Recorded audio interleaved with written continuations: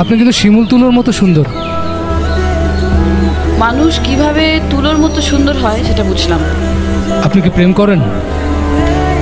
এইবার কিন্তু আপনি লিমিট ক্রস করছেন। বেচারা নির্ঘাত গভর্নরের স্বাক্ষরের নিচে নিজের জীবন উৎসর্গ করেছে, মানে টাকার কাছে, যেটা আমার বর্তমান নাম। মানে আপনার প্রেমিক? অফ, ওর কথা এখানে কেন আসছে? আছে তাহলে, কিন্তু ও তো আমার মতো এত সুদর্শন না। সুদর্শন আপনি? আচ্ছা বুঝলাম, কিন্তু আমার বয়ফ্রেন্ড যে সুদর্শন না সেটা আপনাকে কে বলল?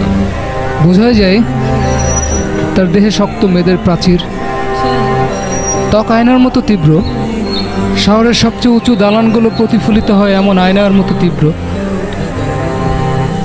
ঠোঁটের পাশে শতভাগ কর্পোরেট অহংকার, হৃৎপিণ্ডের পাশে cos theta, sine theta, tan theta, root over, মানে ছোটোখাটো হিসেবের মেশিন। তাহলে জীবনের নিরাপত্তা খোঁজা কি অন্যায়? নিরাপত্তায় যদি শেষ কথা হতো তাহলে মাতৃগর্ভের প্রবল নিরাপত্তার ভিতরেই থেকে যেতাম, এই ধুলোর পৃথিবীতে আর আসতাম না।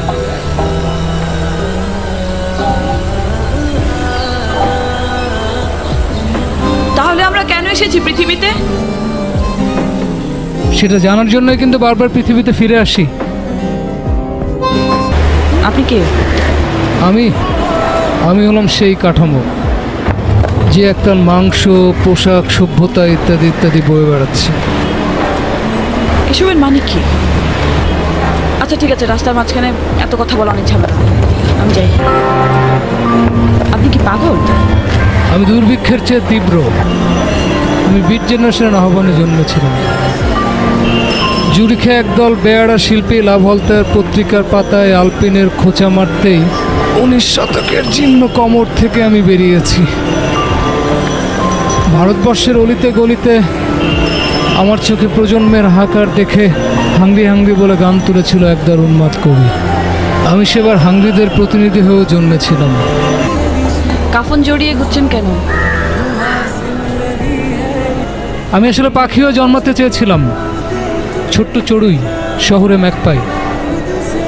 বন্দুক আবিষ্কার হতে আর পাখি হয়ে জন্মাতে সাহস হলো না। মানুষ হয়ে জন্মে লাভ হয়েছে কোনো?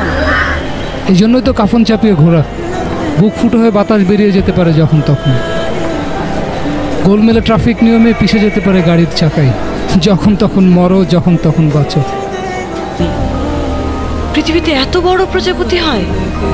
তোমার নিষ্পাপ বিস্মিত হাসির জন্য আমি পৃথিবীর সব কিছুকে বড় অথবা ছোট করে দিতে পারি।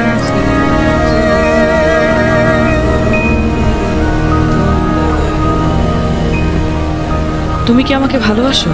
কবিরা কিছু পায় না, উপাসনালয়ের বাইরে জুতো রেখে গেলেও জুতো চুরি হয় না। বাসে চাপলে পকেট মারে, পকেটে ব্লেড চালায় না।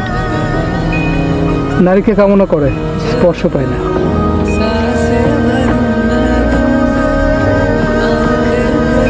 তুমি তো অনেক নরম, শিমুল তুলোর মতো সুন্দর।